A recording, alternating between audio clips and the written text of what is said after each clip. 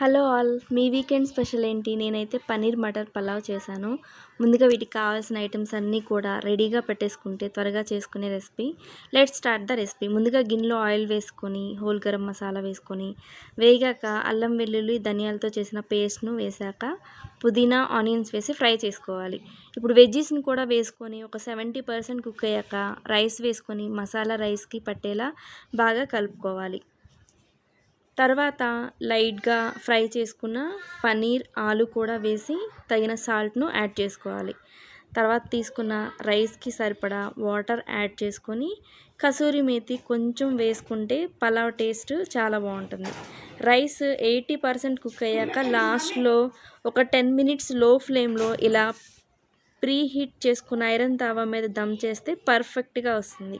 Try చేసి ఎలా ఉందో కామెంట్ చేయండి. Thank you for watching. Subscribe for more food videos.